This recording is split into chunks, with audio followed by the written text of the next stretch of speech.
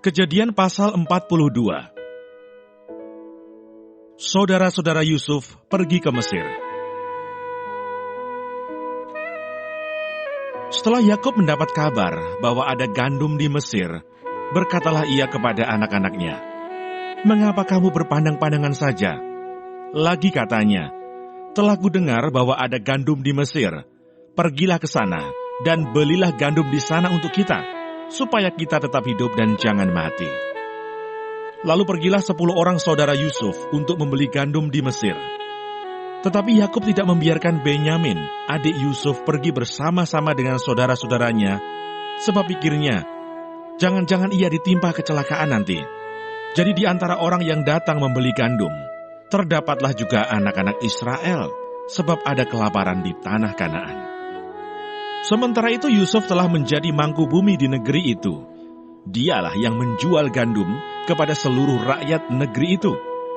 Jadi ketika saudara-saudara Yusuf datang, kepadanya lah mereka menghadap dan sujud dengan mukanya sampai ke tanah. Ketika Yusuf melihat saudara-saudaranya, segeralah mereka dikenalnya. Tetapi ia berlaku seolah-olah ia seorang asing kepada mereka. Ia menegur mereka dengan membentak, katanya, "Dari mana kamu?" Jawab mereka, "Dari tanah Kanaan, untuk membeli bahan makanan."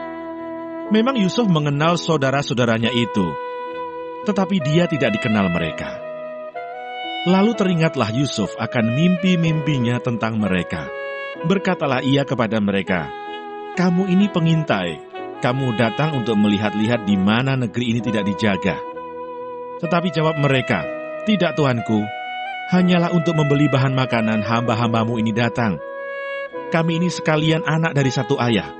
Kami ini orang jujur, hamba-hambamu ini bukanlah pengintai." Tetapi ia berkata kepada mereka, "Tidak, kamu datang untuk melihat-lihat di mana negeri ini tidak dijaga." Lalu jawab mereka, "Hamba-hambamu ini 12 orang. Kami bersaudara, anak dari satu ayah di tanah Kanaan. Tetapi yang bungsu sekarang ada pada ayah kami, dan seorang sudah tidak ada lagi."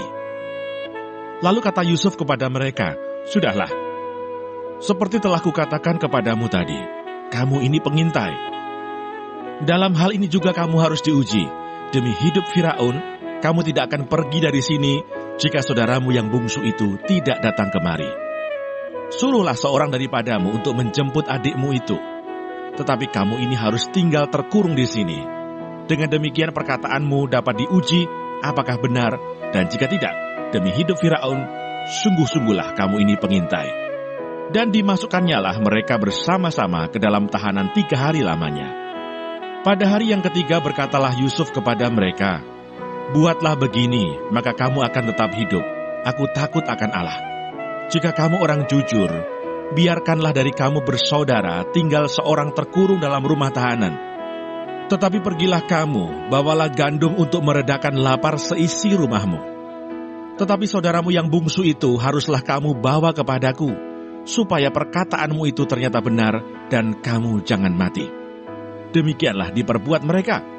Mereka berkata seorang kepada yang lain, "Betul-betullah kita menanggung akibat dosa kita terhadap adik kita itu.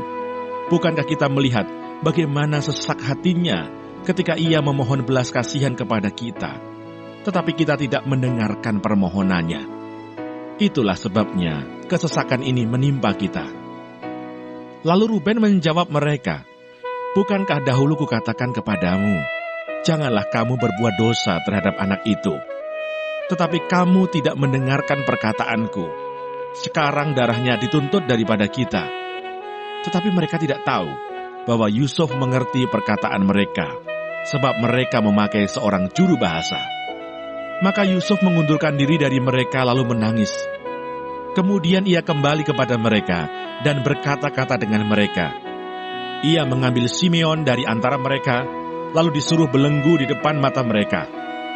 Sesudah itu Yusuf memerintahkan bahwa tempat gandum mereka akan diisi dengan gandum, dan bahwa uang mereka masing-masing akan dikembalikan ke dalam karungnya, serta bekal mereka di jalan akan diberikan kepada mereka. Demikianlah dilakukan orang kepada mereka itu. Sesudah itu mereka pun memuat gandum itu ke atas keledai mereka, lalu berangkat dari situ. Ketika seorang membuka karungnya untuk memberi makan keledainya di tempat bermalam, dilihatnya lah uangnya ada di dalam mulut karungnya. Katanya kepada saudara-saudaranya, "Uangku dikembalikan. Lihat, ada dalam karungku." Lalu hati mereka menjadi tawar, dan mereka berpandang-pandangan dengan gemetar serta berkata, "Apakah juga yang diperbuat Allah terhadap kita?"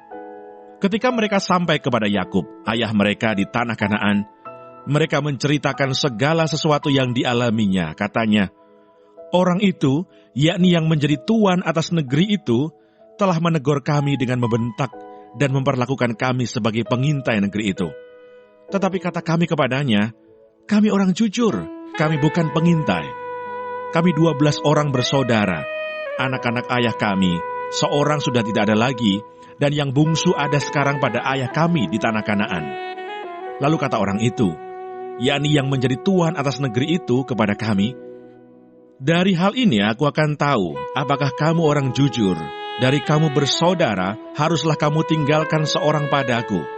Kemudian bawalah gandum untuk meredakan lapar seisi rumahmu, dan pergilah. Lalu bawalah kepadaku saudaramu yang bungsu itu, maka aku akan tahu bahwa kamu bukan pengintai, tetapi orang jujur. Dan aku akan mengembalikan saudaramu itu kepadamu, dan bolehlah kamu menjalani negeri ini dengan bebas.' Ketika mereka mengosongkan karungnya, tampaklah ada pundi-pundi uang masing-masing dalam karungnya. Dan ketika mereka beserta ayah mereka melihat pundi-pundi uang itu, ketakutanlah mereka. Dan Yakub ayah mereka berkata kepadanya, 'Kamu membuat aku kehilangan anak-anakku. Yusuf tidak ada lagi, dan Simeon tidak ada lagi. Sekarang Benyamin pun hendak kamu bawa juga. Aku inilah yang menanggung segala-galanya itu.' Lalu berkatalah Ruben kepada ayahnya, 'Kedua anakku laki-laki, boleh engkau bunuh, jika ia tidak kubawa kepadamu. Serahkanlah dia ke dalam tanganku, maka dia akan kubawa kembali kepadamu.' Tetapi jawabnya, 'Anakku itu tidak akan pergi ke sana bersama-sama dengan kamu, sebab kakaknya telah mati, dan hanya dialah yang tinggal. Jika dia ditimpa kecelakaan di jalan yang akan kamu tempuh, maka tentulah kamu akan menyebabkan aku yang ubanan ini turun ke dunia orang mati karena duka cita.